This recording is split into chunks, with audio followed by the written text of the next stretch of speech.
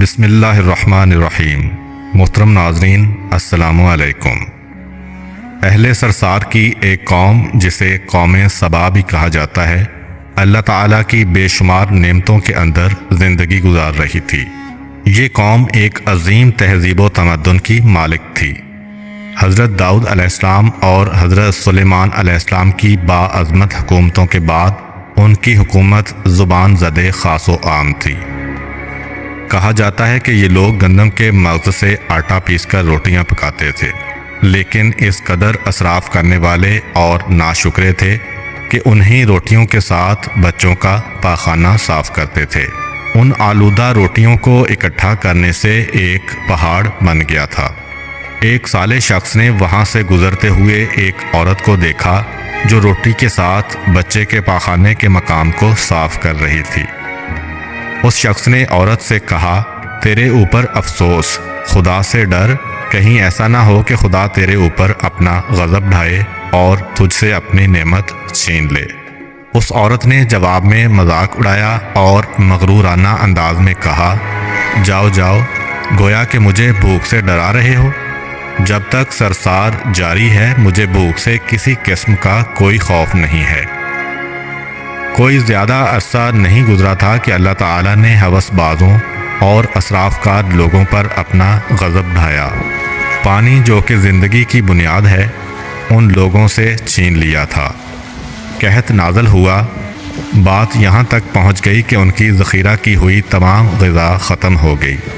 آخرکار وہ مجبور ہو گئے کہ انہی آلودہ روٹیوں پر ٹوٹ پڑیں جو ان لوگوں نے اکٹھی کر کے پہاڑ کے مانند ڈھیر لگایا ہوا تھا، بلکہ وہاں سے روٹی لینے کے لیے صف لگتی تاکہ ہر کوئی وہاں سے اپنے حصے کی روٹی لے سکے۔ کفران نعمت، قحط اور ان کی بدحالی کے بارے میں متعدد روایات موجود ہیں۔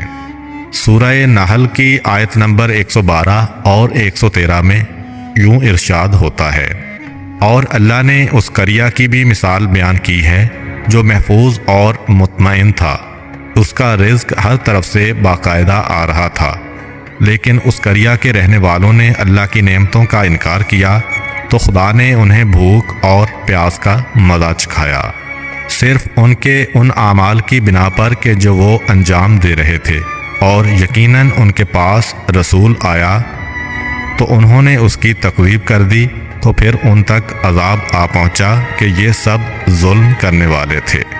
اسی قوم سبا کے بارے میں ایک اور واقعہ بیان ہوتا ہے کہ ان لوگوں نے اپنی زراعت کو بہتر طور پر کاشت کرنے کے لیے پانی ذخیرہ کرنے کی خاطر بلک کے دو پہاڑوں کے درمیان ایک بہت بڑا بند معرب تعمیر کیا ہوا تھا۔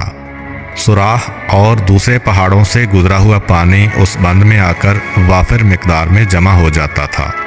قوم سبا نے اس پانی سے صحیح طور پر استفادہ کرتے ہوئے وسیع و عریض اور بہت سے خوبصورت باغات لگائے اور کھیتی باڑی کو رونق بخشی۔ ان باغات کے درختوں کی شاخیں اس قدر پھلوں سے لدی ہوئی ہوتی تھیں کہ کہتے ہیں کہ اگر کوئی شخص سر پر ٹوکری رکھ کر ان کے نیچے سے گزرتا تو پھل خود بخود ٹوکری میں گرنا شروع ہو جاتے اور قلیل مدت میں ٹوکری تازہ پھلوں سے بھر جاتی۔ اس قوم کے بہت سارے دیہات اور قریے تھے جو بہت آباد اور آپس میں جڑے ہوئے تھے، لیکن نعمتوں کی کثرت نے انہیں شکر کرنے کے بجائے سرمست اور غافل کر دیا تھا، یہاں تک کہ ان کے درمیان بہت بڑا طبقاتی نظام وجود میں آ چکا تھا۔ ان میں سے صاحب اقتدار لوگوں نے کمزوروں اور ضعیفوں کا خون چوسنا شروع کر رکھا تھا، یہاں تک کہ ان لوگوں نے خدا سے ایک احمقانہ التماس کیا جس کا ذکر سورہ سبا کی آیت نمبر 19 میں ملتا ہے۔ انہوں نے کہا، خدایا ہمارے سفروں کے درمیان فاصلہ زیادہ کر دے۔ انہوں نے اللہ تعالیٰ سے یہ التماس اس لیے کیا تاکہ غریب و بے نوا لوگ عمرہ اور ثروت مندوں کے ہمراہ سفر نہ کریں۔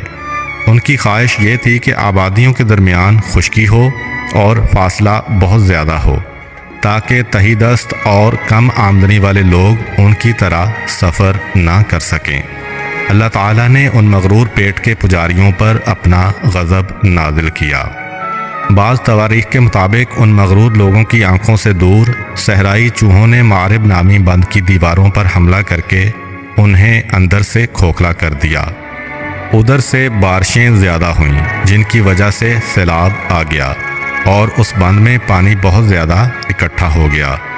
اچانک بند کی دیواریں ٹوٹیں، اس سے ایک بہت بڑا سیلاب آیا جس میں تمام دیہات، آبادیاں، مال مویشی، باغات، کھیتیاں، ان کے محل اور گھر پانی میں غرق ہو کر نابود ہو گئے۔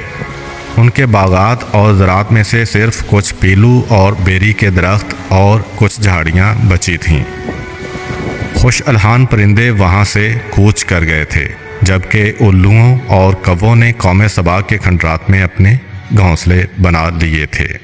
اس بات کا ذکر سورہ سبا کی آیت نمبر 15 اور 16 میں ملتا ہے، اور آخر میں سورہ سبا کی آیت نمبر 17 میں قرآن کریم میں اس واقعہ کا یوں نتیجہ نکالا ہے: یہ ہم نے ان کی ناشکری کی سزا دی ہے اور ہم ناشکروں کے علاوہ کسی کو سزا نہیں دیتے ہیں۔